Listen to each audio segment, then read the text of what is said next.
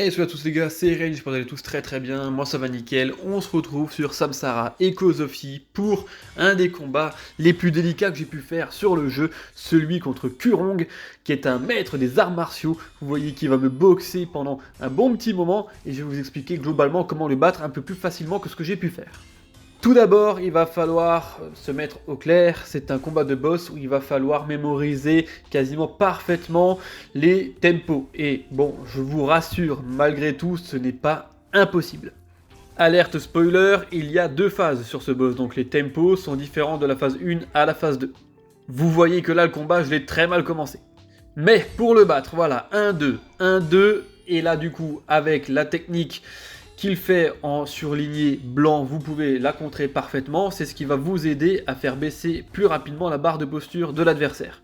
Celle que vous pouvez aussi facilement, normalement, esquiver, ou en tout cas contrer, c'est celle surlignée en bleu.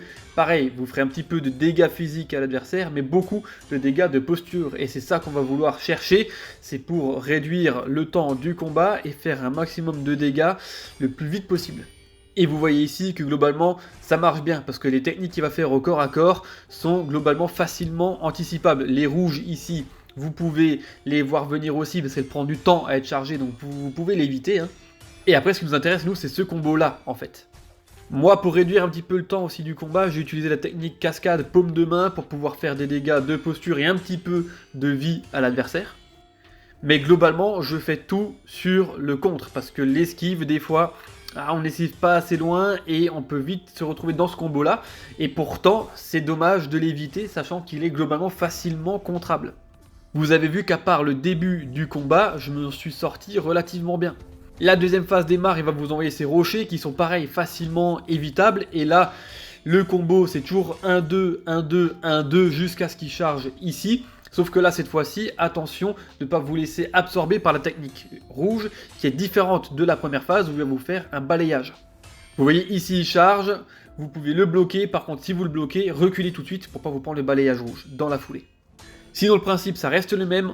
On cherche toujours de bloquer les techniques le plus possible pour faire descendre la barre de posture de l'adversaire. Voilà, vous voyez ici, je l'ai fait, je recule pour pas me prendre le balayage parce que ce sont ces techniques-là qui vont en fait changer par rapport à la première phase et qui vont peut-être vous mettre en difficulté, sachant que le combat, quand vous n'avez pas le rythme, il est un petit peu délicat. Et pourtant, vous voyez là, je pensais avoir le rythme sur la technique bleue et pourtant, il m'a quand même touché. Donc, ça peut être dangereux, restez prudent.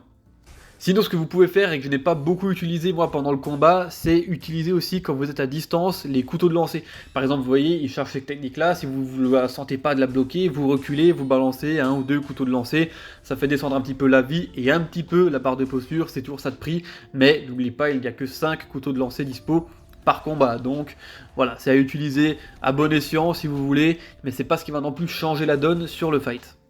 Là où par contre vous ne devez pas hésiter, c'est dès que vous avez les compétences prêtes. Moi alors c'est vrai que je ne les ai pas beaucoup utilisées, j'aurais dû les utiliser plus dans le combat pour raccourcir la durée.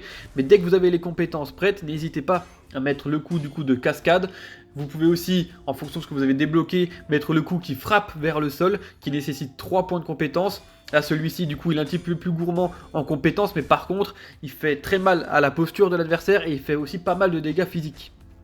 Moi, la petite astuce que j'avais là, c'est que je gardais mes 4 points de compétence complets pour commencer à chaque fois une nouvelle phase. Dès que je le battais ici, par exemple, je faisais un coup fatal, j'enchaînais tout de suite la deuxième phase avec les 4 coups de paume. Ça faisait réduire quasiment la totalité de la barre de posture de l'adversaire pour l'enchaîner une deuxième fois dans la foulée. Mais globalement, vous avez remarqué que le mieux, c'est quand même de rester à proximité, essayer de bloquer, parce que tout le long du bloc, du coup, sa barre de posture va descendre. Il faut juste rester prudent. Là, moi, sur la fin du combat, ça commence à être long pour moi. Je commençais à devenir un peu impatient. Vous voyez que je tombe dans les pièges des techniques rouges qui sont plus difficilement évitables, sauf quand vous les avez bien discernées dans les combos de l'adversaire. Vous voyez ici, il faut bien reculer, il faut être prudent et ne pas vous prendre le balayage parce que celui-ci peut ruiner plus d'une partie, je vous le garantis. Et je trouvais que c'était un des combats les plus difficiles en fait à cause de la cadence parce qu'il vous laisse très peu de temps de répit. Les techniques bleues, les techniques rouges, les techniques blanches, les combos qui sont relativement longs. Globalement, quand le combat dure un petit peu comme il dure ici, il dure plus de 5 minutes, je peux vous dire qu'à un moment, faut être endurant et c'est vrai que du coup c'est assez délicat, faut pas se planter, faut pas se précipiter et c'est pour ça que je l'ai trouvé un petit peu plus complexe. Mais c'est pour ça que je vous fais cette vidéo, j'espère qu'elle vous aidera à battre du coup Kurong. Si c'est le cas, bah, faites-le moi savoir dans les commentaires. Et moi je vais vous laisser là tranquillement, c'est Terence, portez-vous bien, allez, ciao ciao tout le monde.